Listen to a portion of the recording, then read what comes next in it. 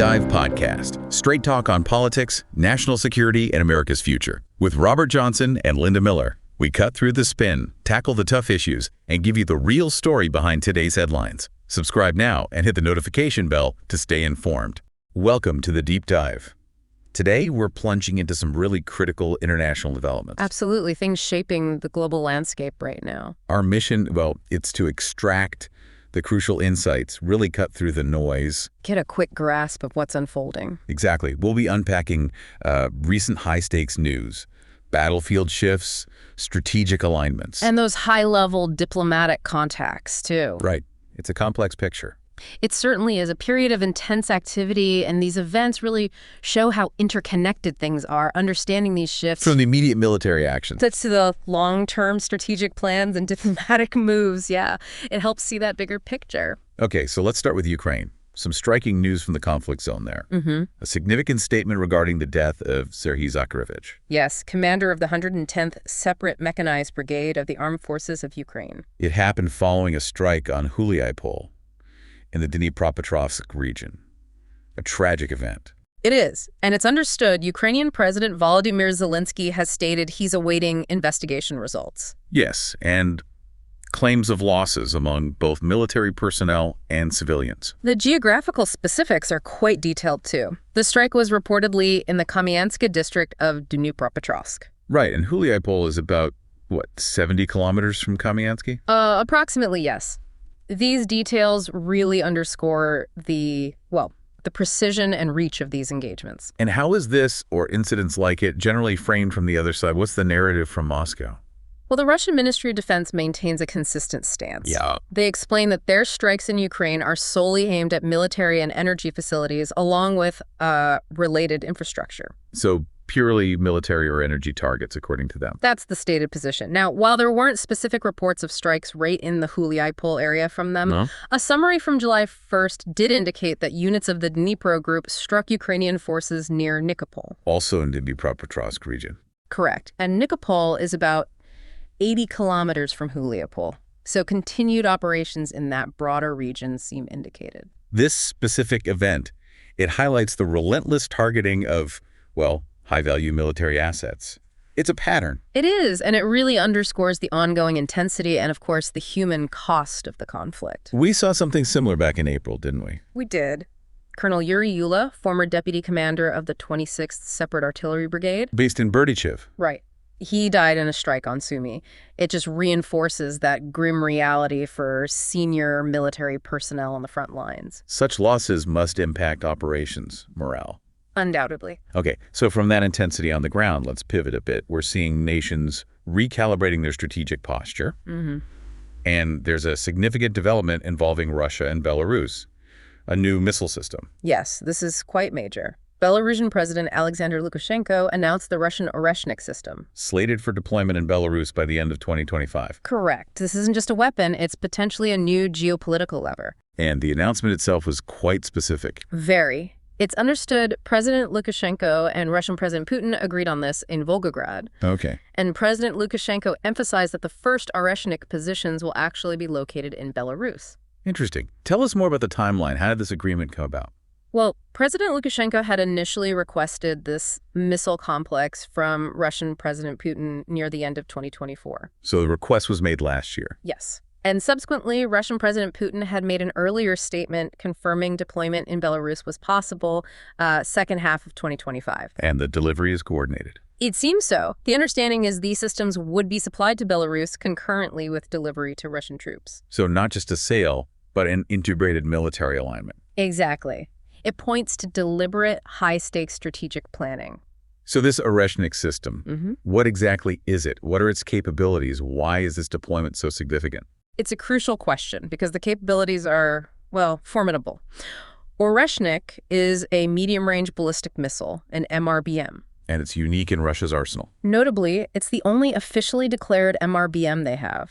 The specs are impressive. Maximum range, 5,500 kilometers. That's 5,500 kilometers. That's significant reach. It is. And the speed up to Mach 10, that's around 12,400 kilometers per hour or 3 kilometers a second. Almost instantaneous on a continental scale. designed to beat defenses. That seems to be the idea. Virtually unstoppable by current systems, and it carries a warhead up to 1.5 tons. And its nuclear capabilities, that's obviously a major factor. Absolutely. In a nuclear configuration, Oreshnik can deliver charges with a total power of 900 kilotons. 900 kilotons. Just for perspective. The bomb dropped on Hiroshima was about 15 kilotons, so this suggests a devastating potential, possibly against multiple targets. And how does this connect to Russia's broader strategic doctrine? It ties directly into the updated Russian nuclear doctrine approved by Russian President Putin last November. Okay, what did that update change? Well, essentially, it clarifies that if a non-nuclear ally like Belarus faces aggression supported by a nuclear state, Right. Russia could view that as a joint attack and respond accordingly, potentially with nuclear force. It broadens the conditions for use. And that doctrine now explicitly applies to Belarus. It does, which really underlines the strategic weight of deploying this missile system there. It's not just hardware, it's potentially redefining red lines. A profound strategic alignment, certainly. Ah. Huge implications. Okay, let's shift gears again to diplomacy. High-level contacts. Exactly. We've seen some interesting activity involving Paris, Moscow, and Kyiv. Specifically, French President Emmanuel Macron and Ukrainian President Volodymyr Zelensky spoke. Yes, and what's particularly interesting is the timing. That call followed President Macron's first phone conversation with Russian President Putin since September 2022. A long gap. That call with Russian President Putin was on July 1st. That's right, a significant re-engagement after quite a while. So what was discussed in that call between Macron and Russian President Putin, from the Kremlin's perspective? It's understood they covered both the situation in the Middle East and the conflict in Ukraine. Okay. Russian President Putin reiterated his position that the Ukraine conflict is a, quote, direct consequence of the actions of Western states. Blaming weapon supplies for prolonging it. Yes, that's a claim. He also spoke about needing a comprehensive long-term settlement. Based on what? Based on eliminating the root causes, he said, and on, quote, new territorial realities. Acknowledging the current front lines, essentially. And from the French side, what was their take on the call? Well, we know the call lasted over 2 hours, quite lengthy. Indeed. The French statement emphasized President Macron's unwavering support for Ukraine's sovereignty and territorial integrity. So firm on Ukraine. Yes, but also calling for a ceasefire negotiations and expressing hope for continued contact with Russian President Putin. So holding the line on support, but keeping the door open for dialogue? Seems to be the dual approach, yes. This feels like reopening channels that were, if not closed, certainly very quiet. What's the backstory here between Macron and Russian President Putin? It's worth recalling their last face-to-face meeting was February 7th, 2022, in Moscow, just before the full-scale invasion. A 6-hour meeting focused on European security then? Exactly. After the invasion started, President Macron actually spoke with Russian President Putin over 10 times by phone. Which drew some criticism at the time, didn't it? It did, from some allies. Right. Later, Russian President Putin mentioned that his French counterpart had, in his view, stopped their good relations, but Moscow was open. And Macron's response? Famously said he did not change his phone number, and France would back a peaceful resolution under international law if Russian President Putin had serious proposals. And Macron had hinted earlier this year he might call. Yes. Back in March 2025, he said he might if France, Ukraine, and EU allies thought it was appropriate. So, given all that history, why now?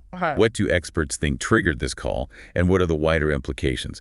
This is where we move from the what to the why. Well, many experts point towards the escalation in the Middle East. The Israeli-Iranian situation, U.S. involvement. Precisely. The suggestion is that this likely prompted the call, maybe as a sort of checking notes exchange between them. Because Russia and France have some common ground or history there. Yes, particularly on issues like the Iranian nuclear program. Before 2022, they've regularly discussed Middle East topics. And those interests haven't just vanished despite other crises. Exactly. Especially as permanent UN Security Council members. It suggests a certain pragmatism might be at play. Some issues demand communication. So maybe less about a breakthrough on Ukraine, more about broader stability concerns? One expert definitely suggested it's too early to say if anything concrete on Ukraine was agreed, given the clear differences in official positions. And does this signal a bigger diplomatic shift? A thaw? Most seem to feel it's premature to expect that. No big restart of broader Russia-Europe talks seems likely just from this. So, described as unexpected, maybe even a one-off. That was one description, yes. And a reminder not to overestimate its significance.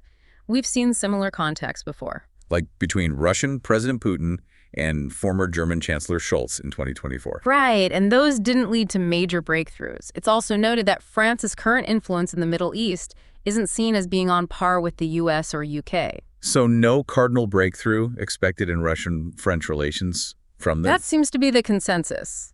While the fact they're talking shows communication channels between nuclear powers remain open, which is something. But a major shift seems unlikely right now. Correct. One interesting speculation, though, is whether President Macron is trying to regain some European initiative in Ukrainian negotiations. How so? The observation is that U.S. President Trump's renewed dialogue with Russia had perhaps sidelined Europe somewhat. So this could be an attempt to reassert a European diplomatic role. Potentially. An attempt to regain some agency on these critical global issues. That's a lot to unpack. A complex dance of power, strategy, and diplomacy unfolding. Indeed. From tragic battlefield losses to new missile deployments and these careful diplomatic re-engagements. They're all threads in this rapidly shifting global picture. It really makes one wonder if these renewed contacts are just pragmatic necessity in volatile times. Or if they hint, maybe, at a very slow, difficult path toward a different kind of engagement, even if just driven by shared anxieties. A key question for the future. Subscribe to our podcast on Spotify, Apple Podcasts, and YouTube. We are here to make things clear. New episodes every day.